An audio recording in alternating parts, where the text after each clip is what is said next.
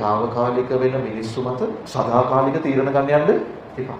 ඔයාගේ ජීවිතේ ඔයා ගත කරනකොට ඔයාගේ ජීවිතේට මිනිස් එනවා යනවා. ඒ ගොඩක් එන මිනිස්සු එන්නේ අපේ ජීවිතේ හැමදාම ඉන්න නෙමෙයි. තාවකාලික. හැබැයි ඔයගොල්ලන්ගේ අවුල කියන්නද මම? ඔයාලා මේ තාවකාලිකව අපේ ජීවිතේට එන මිනිස්සු ඔයාලා හිතනවා සදාකාලිකයි කියලා. අන්න උතරයි ප්‍රශ්නේ. එහෙම නෑ. ඔයාගේ වයසේදී ඔයාගේ ජීවිතේ සදාකාලිකව ඉන්න දෙන්නයි ඉන්නේ. අම්මයි තාත්තයි. ඉස්සරහට ඔයා විවාහ වුණාම බිරිඳ දරුවෝ ඉන්න පුළුවන්. ඒ අරුණාම ඉතුරු සේරමල්ලා ජීවිතේ තාවකාලික මිනිස්සු සදාකාලිකයි කියලා අල්ලගන්න එපා. ජීවිතේම වරද. මතක තියාගන්න. එහෙම ජීවිතේ වලට වැරදුනාට පස්සේ ඒකේ දුක දරා ගන්න වෙන්නේ කාටද මේ ඔයාගේ කියන්නේ? අම්මටයි තාත්තටයි. මේ මිනිස්සු වරදක් කරලත් නෑ.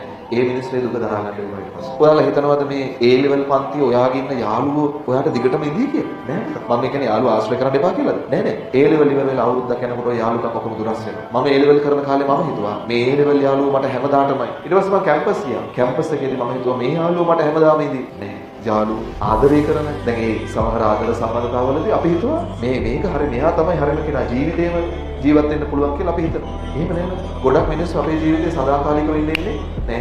ගොඩක් ජීවිත අපේ මිනිස්සු ඉන්නේ කොහොමද? తాවකාලික. ඒක තේරුම් අරගෙන ජීවත් වෙන්න. ඒ නිසානේ ජීවිතේට తాවකාලික වෙන මිනිස්සු මත සදාකාලික තීරණ ගන්න යන්න එපා. ජීවිතේ වරදින. ජීවිතේ සමහර වැරදි තියෙනවා ළමයි. කරොත් නිවැරදි කරගන්න පුළුවන්. කාලය විසින් නිවැරදි වෙනවා. හැබැයි ජීවිතේ සමහර වැරදි තියෙනවා. කළොත් කළා ආපසට හරවන්න බැහැ. ඒ නිසා හදවතින් තීරණ ගන්නවට වඩා ඔයාලා මුලින් තීරණ ගන්න. එහෙමම ජීවිතේ සාර්ථක ගමනක් යනවා.